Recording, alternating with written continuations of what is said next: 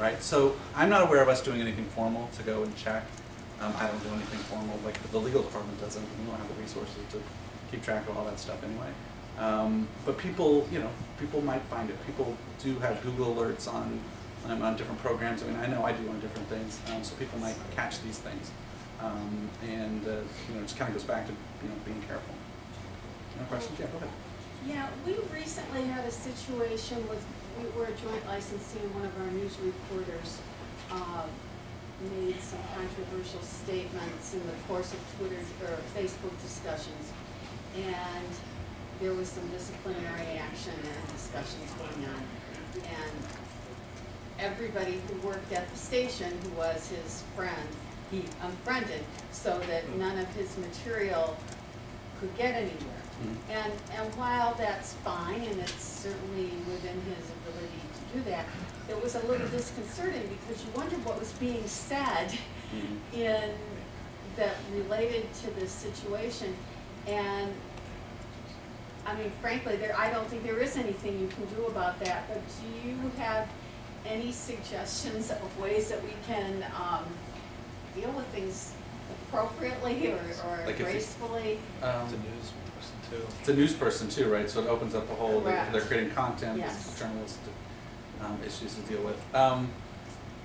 If I were talking to that person, Facebook is not a closed network.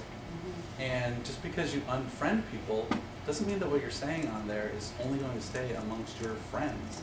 It's a very interesting word that they've used, friend. I've got 500 Facebook friends. I don't know, a third of them I don't really know. I just kind of I picked them up because of my previous job and some things that I've done that they're just kind of on my Facebook friends list. And even if you were, if I were to reduce it down to 100 or 200, one of them could pick up something that I posted and repost it, or tweet it, or connect, or link to it, or something. So, if I were advising that person, I would say that's not the answer, right? From the company perspective, that's just something that you guys. I don't know if I have great advice on that, how to handle that, because. I'm not sure there is advice. It's just kind of So if I were called in to work with this, I would sit down with the person, or tell you to sit down with the person and go through the principles and the policy. Like, you're responsible for what you post. What you post can go anywhere. Facebook is not a closed network. Even closed networks that have password protection, I have seen. I've been able to get into, and I'm not even that tech savvy. So anything that you're posting online can show up anywhere. So that's what I would say to the person. And aside from some of the other issues. Thank you. I think it goes back to what you said though about younger employees. We have a lot of college interns in our station. And I have 2 college students that are my own personal children. They just don't get it. Because sometimes they really, they'll say to me, but that's not what I meant. But they read that the wrong way. And they just are so accustomed to the language that they use when they're communicating with their peers about things. And a lot of times I know we had a situation where they sent out something and we said, well, that really wasn't appropriate. And he said, but it was a joke. And it wasn't really a joke, but he didn't mean it to be taken seriously at all. But when someone that is, my age reads it, I just read every word and thought, that's really what that person meant. And that's not what they meant at all. Yeah. No, and I think you're exactly right, and it's just, trying to, like I've got 2 teenage kids too, right, and just trying to educate, especially the younger employees, like, look, it's not the same as when you're in college, and, everyone kind of knew and understood and knew each other. You just have to think about how you're interacting in a professional world. It's different, so it's a really good point. But this was my question. Okay. From a legal standpoint, if a station doesn't have a social media policy in place, then can they really do anything if someone does something? That's a good question. It would definitely help you if you have a social media policy. Well, we're going to have one after today, but my point is, prior to this, do you really have a leg to stand on? Probably your code of conduct in your general employee handbook already has things that would cover it, that you could point to and say, hey, you're doing this or that. So there probably are things, but it will be much easier to deal with employees, and some of the specific things we've talked about, maybe they wouldn't be covered. But when we looked at that, even one of the questions from our HR department was that, well, do we really need this? Isn't this kind of covered by the code of conduct already? And some things are, a lot of things were, and still are. But this just gives a little bit more guidance. So it would depend on what the code of conduct says. Thanks a lot. This is a really interesting discussion. One thing that people might be interested in checking out, there was a series that Reuters did recently. It was on social media and juries. And there's a lot of interesting stuff there around juries participating in social media and just creating. There's no real policies right now.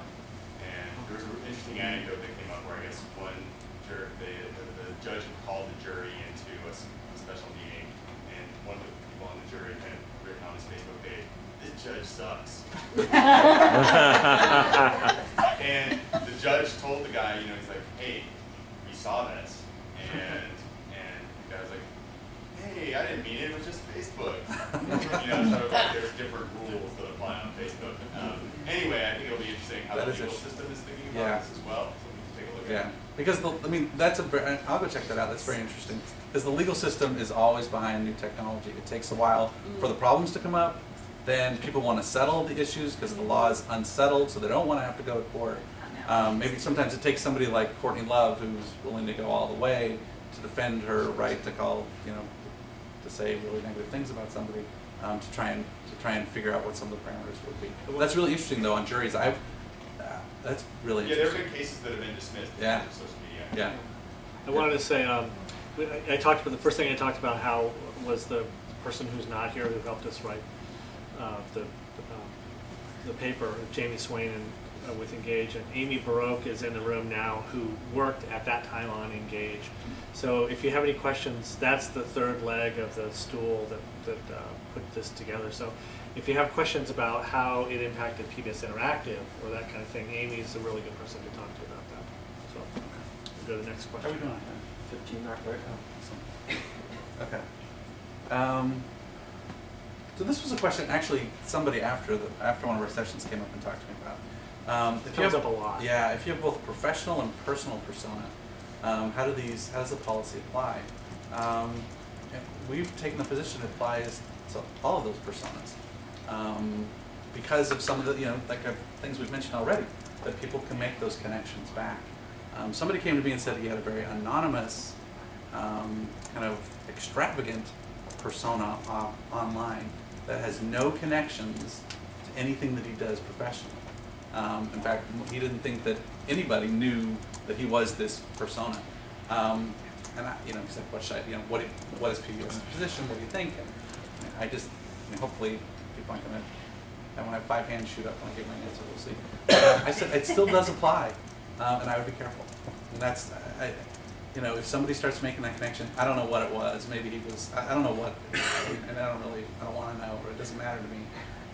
But if people make that connection back, and it's something that could create, PR risk for PBS or some legal liability, we wouldn't just ignore it because he's trying to make it anonymous. And it has come up. It did come up.